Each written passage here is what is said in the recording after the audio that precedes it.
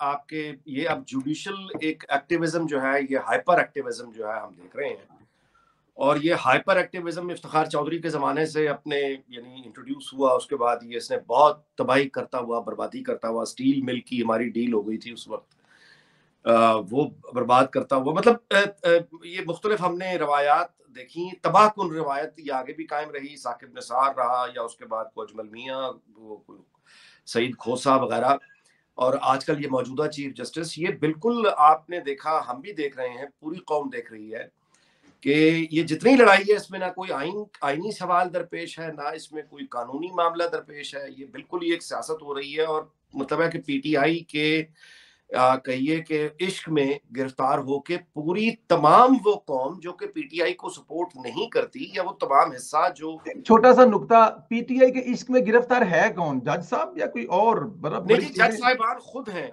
जी जज साहिबान खुद भी इश्क में गिरफ्तार हैं, घर वाले भी, इनके अहले खाना भी मुमकिन है हो, लेकिन असल में तो इंटरेस्ट होती है फाइनेंशियल। जी देखिए, असल जो बात है वो फाइनेंशियल, पैसा और ताकत की लड़ाई है ये।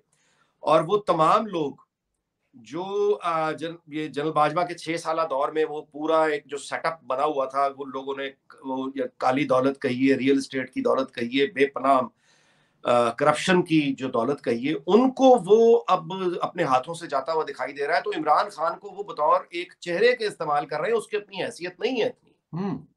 उसको ये लोग इस्तेमाल कर रहे हैं बुनियादी तौर पे। इनका खौफ जो है वो ये है, मैं पहले भी गुजारिश कर चुका हूं कि ये जो इनके यानी सियासी शऊर के बारे में तो तारुफ हो ही गया है कि इनकी अकल और फहम क्या है।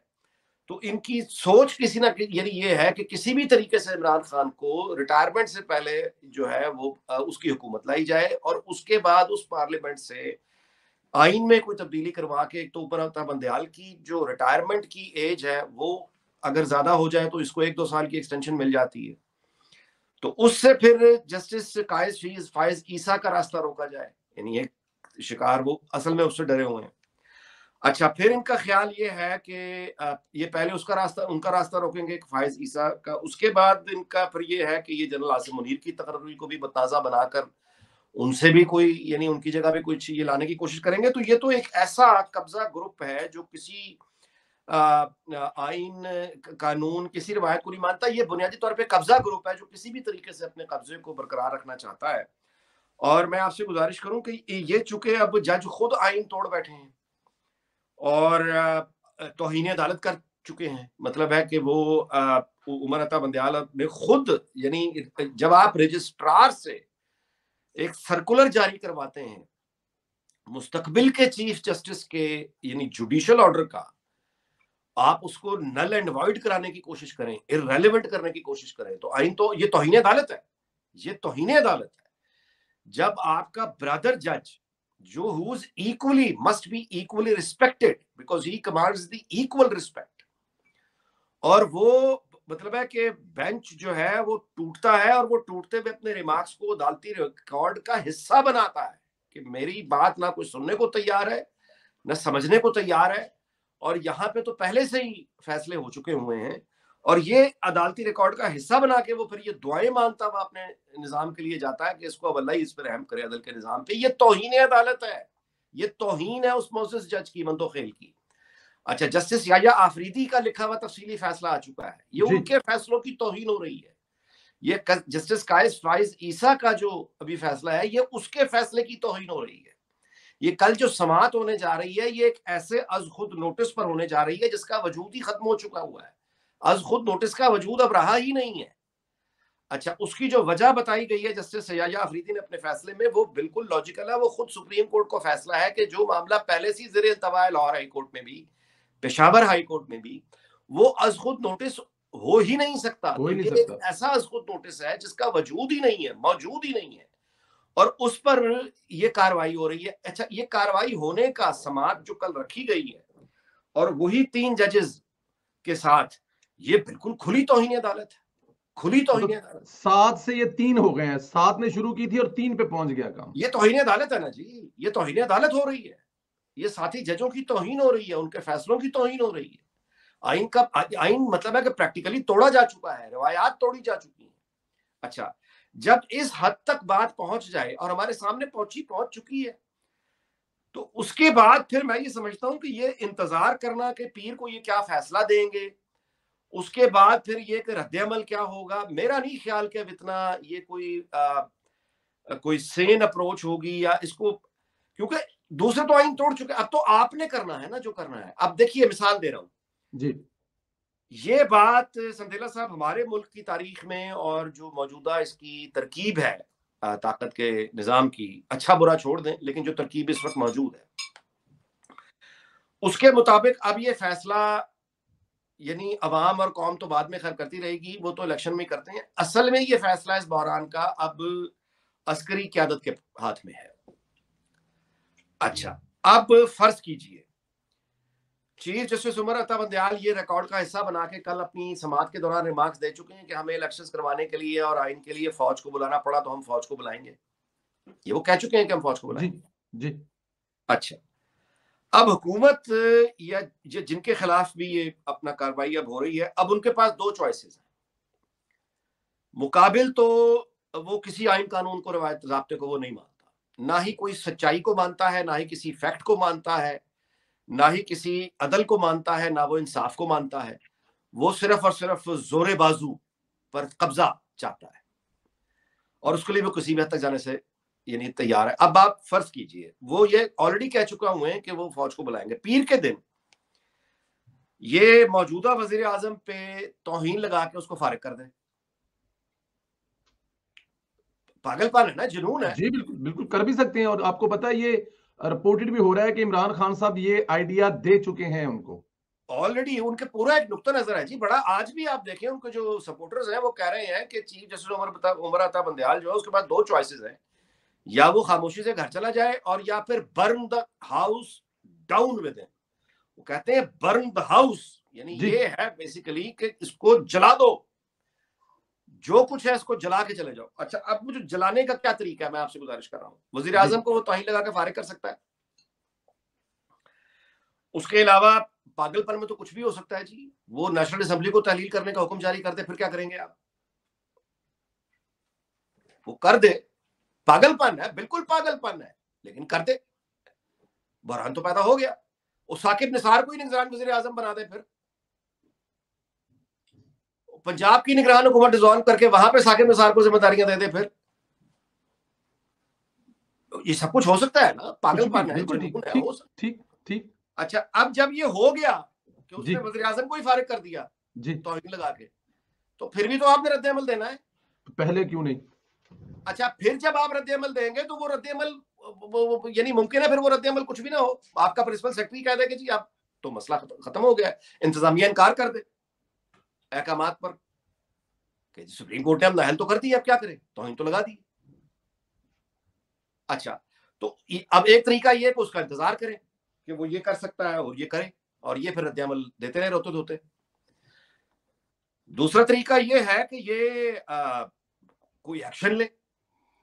अच्छा, अब इस तजाद का हल जो कि हम जानते हैं कि अस्करी क़यादत के पास चला गया है, वो ही है अब जो इसको मसले को हल करने की वन वे और दी अदर ताकत रखते हैं, मसल पावर रखते हैं। अच्छा, वो मसल पावर मेरे भाई मंडे को भी तो यही फौज होगी, बिल्कुल ठीक पीर को भी तो यही फौज है ना, बिल्कुल ठीक जो आज है, जो बिल्कुल ठीक। इतवार को है। अच्छा, अब एक्शन अगर ये ले गया उमर अता बंदयाल, फौज को उसने हुक्म कर दिया, फिर तो वो हुक्म करे कि फौज जाके वजीर आजम को अपनी हिफाजती तहवील में ले ले, तो उससे बेहतर यह नहीं है कि ये कोई एक्स्ट्रा यानी पहले एक एग्जीक्यूटिव ऑर्डर जारी करें स्पेशल सर्कमस्टांसेस का बुला के, फेडरल कैबिनेट बुला के कोई यानी पूरी कैबिनेट का डिसीजन ले ले कोई इत्तेहादियों को साथ मिलाकर, और उसके बाद ये अपने जो थ्रू प्रॉपर चैनल है ख्वाजा आसिफ है वज़ीर दिफा, उसके थ्रू मतलब आप एक ऑर्डर कर सकते हैं कि जजों को जाके हिफाजती तहवील में लो। इन तीन बंदों का मसला है ना, तो 3 यही बंदों फौज का जाके हिफाजती तहवील में कल रात को ले ले इनको। अच्छा, तक दूसरी बात, ये जो स्टेक पे लगा हुआ है सबसे ज्यादा, ये सियासतदान तो खैर पहले भी जेलों में गए हैं, बात इक्तदार आती जानी चीज है। ये मामला जो सुप्रीम कोर्ट के मोअज़्ज़िज़ जज हैं जस्टिस कायस फायज ईसा साहब, जो मुस्तकबिल के चीफ जस्टिस हैं, वो और उनके बाकी साथी जजेस, उनको भी अगर कुछ करना है तो ये आज ही करना है या कल के दिन करना है। ये अगली समात से पहले उन्हें कोई एक्शन लेना होगा। अगर वो नहीं लेते तो मतलब सियासतदान तो मैंने आपसे पहले अर्ज किया वो तो आते जाते रहते हैं, लेकिन ये अब इन साथी जजेस का है कि वो आगे आए और इनको यानी इसको इस बंदे को यानी डिक्लेयर करें कि ये इसने तौहीन अदालत की है। इसका कोई फैसला अब जो है वो काबिल कबूल नहीं है। काबिल एक हुकूमत को हुक्म दे दें, एग्जीक्यूटिव अथॉरिटी को हुक्म दें, मतलब है कोई पोजीशन लें इससे पहले कि जो स्टेप है पीर को वो ले जाए आके उमर अता बंदियाल। मैं आपसे दोबारा से खुल के कहता हूं जी कि अगर तो अस्करी क़यादत ने ही अब ये मामला वन वे और दी अदर सेटल करना है तो फिर उनसे आप आज राब्ता कर लें, जी इतवार को कल भी राब्ता करें, खुद करें ना उनसे राब्ता, पता चल जाएगा किसके साथ है। अभी तक तो देखें वो बिल्कुल एपॉलिटिकल है। मामलात यहां तक तभी है ना कि वो किसी का साथ नहीं दे रहे और ये उनकी बड़ी मेहरबानी है। मतलब ये कि उन पर बड़ा सख्त उन पे दबाव रहा है। आप जानते ही अगर यानी जो पिछले 1 साल में पीटीआई ने किया इनके साथ, तो now is the time to come forward in, मतलब कम क्लीन। आइन तो वो तोड़ चुके हैं जजेस, हम किस शर्म में बैठे हुए हैं। और इसमें तो काजी जस्टिस फायरिस्ता साहब का और दूसरा जो अमीनुल साहब का वो ऑलरेडी है ना कि ये काम नहीं कर सकते, ये किसी बेंच को नहीं बैठा सकते, ये किसी उसमें नहीं, लेकिन वो हुकूमत धूली भी कर रहे हैं, तो इनके पास तो हुकूमत के पास जवाब भी है ना इसका सर। मैं वही आपसे गुजारिश कर रहा हूं, तो उसमें जो फाइनल आर्बिट्रेशन है उसकी ताकत तो अस्करी क़यादत के पास है ना। आज का दिन है उनसे कंसल्ट करने के लिए करें, कल का दिन भी है कंसल्ट करने के लिए करें, और अगर वहां से कोई जवाब नहीं आता, वो अभी ये पॉलिटिकल ही है, तो बस ठीक है फिर अपना मतलब ये कि पुलिस भेजने की कोशिश करें। मतलब जो भी इनके पास एग्जेक्टिव कोई अथॉरिटी है उसको एक्सरसाइज करें इससे पहले कि डिस्क्वालीफाई हो जाएं, तौहीन में चले जाएं, रहे कुछ ना हाथ में, फिर क्या करेंगे। बिल्कुल ठीक है, इसमें कोई शक नहीं। और यहां पर वो एक मैसेज भी दे चुके हैं कि वो क्या करेंगे। बंदयाल साहब ने एक मुतनाज़ा जज पर जिन पर कई इल्जाम है इनका साथ देने का ऐलान कर दिया, हुकूमत से महाजराई करते हुए ये भी कह दिया कि मुज़ाहिर नकवी को बेंच में इसलिए शामिल किया ताकि हुकूमत को मैसेज ये है, वो तो मैसेज दे रहे हैं कि वो क्या करने जा रहे हैं। ये इस बात तो तरह तो आपकी ठीक। माफिया बॉसेस, ये जो माफिया बॉसेस होते हैं ना जी, वो इस तरह के मैसेजेस देते हैं। जो कौमी रियासत के आईनी इदारे होते हैं उनके दरमियान जो पैगाम, उनके दरमियान जो गुफ्तगू होती है वो रिकॉर्ड का हिस्सा होती है। वो बाकायदा उसका एक रिकॉर्ड मिनट्स ऑफ मीटिंग होते हैं। जो भी लेटर्स आपकी कम्युनिकेशन होती है उसका एक प्रॉपर रिकॉर्ड रखा जाता है। ये होते हैं यानी रियासत के तहत किसी आइन के तहत काम करते हुए इदारों के दरमियान जो गुफ्तो शनीद होती है वो ऑफिशियल चैनल्स के जरिए होती है। ये जो कह रहे हैं ना कि हम पैगाम दे रहे हैं, ये हमने मूव ली है, ये पैगाम दिया है, ये हमने मूव ली है, ये तो मामला सियासतदान करते हैं या फिर माफिया के लोग करते हैं। कि तो अच्छा ये आप देखें ना, मतलब पंजाब पुलिस हो या सिंध की हो, कहीं की हो, आप देखते हैं कि वहां पे जो डाकुओं के, स्मगलरों के जो माफियाज होते हैं इनके दरमियान और लॉ एनफोर्समेंट की पुलिस वगैरह के दरमियान कुछ अंडरस्टैंडिंग्स होती हैं। तो वो आपके इलम में है, मतलब एक आम प्रैक्टिस है, बुराई है, करप्शन है, वो तीसरी दुनिया के ममालिक में होती है कि वो जहां पुलिस को उनका प्रॉपर भत्ता नहीं मिलता वो मारना शुरू कर देते हैं उनके लोगों को, पुलिस मुकाबले शुरू कर देते हैं। तो ये उस तरह की मैसेजिंग है। ये अगर आला तरीन सतह पे हो रही है जिसका एतराफ भी किया जा रहा है, बगैर किसी शर्म, बगैर किसी झिझक के एतराफ किया जा रहा है, खुल के आइन तोड़ा जा रहा है, राब्ते तोड़े जा रहे हैं, रिवायतें तोड़ी जा रही हैं, तो मेरी अब कल नवाज शरीफ साहब ने छक्के मारे हैं जी, बहुत अच्छा किया है, शेर बोला है आके, और खुद आके बोला है। और ये आपके इल्म में है, मैं पहले भी गुजारिश करता रहा हूँ 2-3 हफ्तों से कि ये जो वहां पे हुकूमत, हम वफाकी हुकूमत एकदम देख रहे हैं कि वो खड़ी हो गई है। कल भी वजीरों वज़रा ने जाके जो गुफ्तगू की है, ये नवाज शरीफ ने ताकत के टीके लगाए हैं यहाँ से कि उठो खड़े हो, उठो खड़े हो।